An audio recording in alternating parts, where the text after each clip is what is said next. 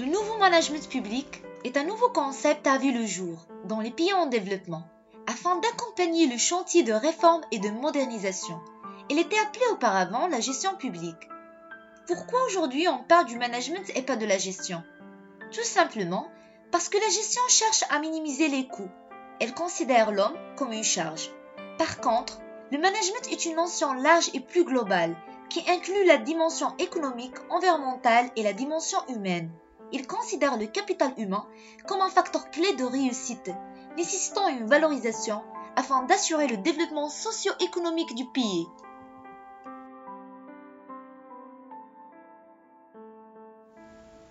Je peux définir le nouveau management public comme étant un ensemble de pratiques managériales des affaires publiques, ayant pour objectif le rapprochement de la distance entre l'État et le privé. Il minimise toute différence entre gestion publique et gestion privée. Il vise la démocratisation de l'administration publique, l'introduction des systèmes de management de la performance et de la qualité. Ainsi que l'esprit du nouveau management public, c'est d'apporter de nouvelles notions comme l'efficacité, l'efficience, la pertinence et la performance.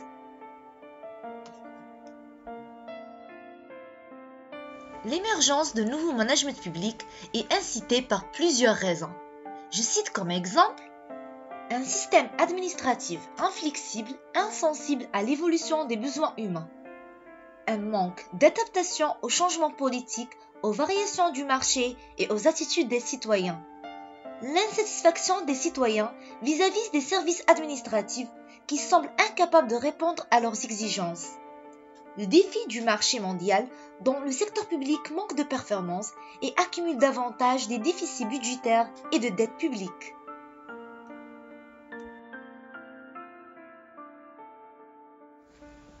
La Banque mondiale et le FMI se sont intéressés à améliorer la gestion publique de leurs pays membres. Ils exigent la réforme de l'administration publique en appliquant le nouveau management public.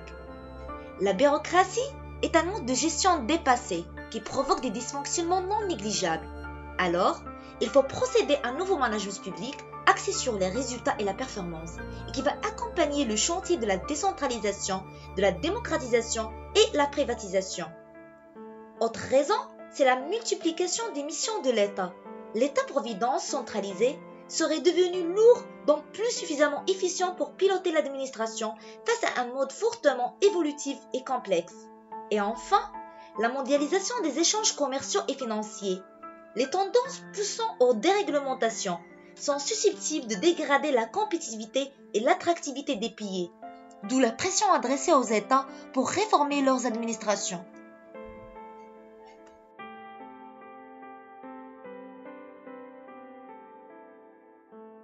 Maintenant, je vais aborder les objectifs de nouveau management public. Le premier objectif, c'est la minimisation de toute différence entre la gestion publique et la gestion privée. Le deuxième objectif, les citoyens sont considérés comme des consommateurs de services publics pour lesquels l'État doit rendre le meilleur service au moindre coût. La relation et la prestation doivent reposer sur la liberté de choix. Il ne s'agit pas d'imposer une prestation standardisée. Le troisième objectif, l'État n'a plus à s'investir dans les détails de leur réalisation, car le niveau de l'exécution est délégué par lui à des entités autonomes. Ce transfert est censé assurer une exécution plus efficace et efficiente que la sienne. Et le quatrième objectif, c'est que la nouvelle gestion publique ou bien le nouveau management public prend l'application au secteur public de méthodes de gestion issues du secteur privé.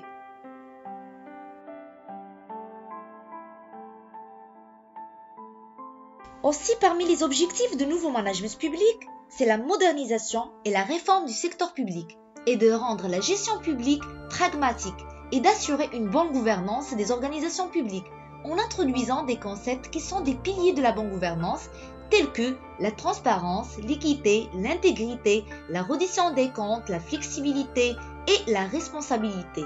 Bon, ces principes de bonne gouvernance, je vais les expliquer dans la prochaine vidéo.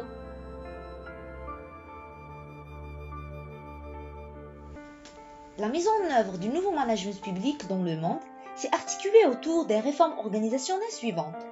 La séparation entre le décideur et l'exécutant, c'est-à-dire le nouveau management public réclame une approche pragmatique de partage des rôles entre le niveau de pilotage qui est le pouvoir politique qui prend les décisions stratégiques et fixe les objectifs et le niveau d'exécution qui est le pouvoir de l'administration, qui prend les décisions opérationnelles et qui applique les orientations stratégiques. La décentralisation de l'État par la création des agences publiques, ou autrement dit, des administrations publiques décentralisées. Les agences publiques sont mises en concurrence entre elles ou avec des agents du secteur privé. Et enfin, les méthodes de la gestion ressources humaines s'inspirent très largement de celles du secteur privé.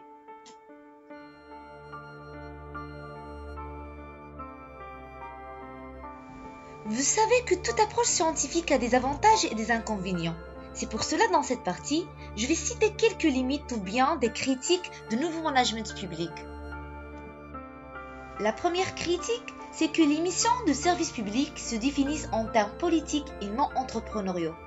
La deuxième, c'est que la responsabilité d'un dirigeant d'entreprise face à ses actionnaires qui attendent des profits n'est pas la même d'un gouverneur face aux attentes des citoyens. Et enfin, le service public paraît plus apte à viser l'intérêt général. Par contre, le secteur privé vise des intérêts spécifiques.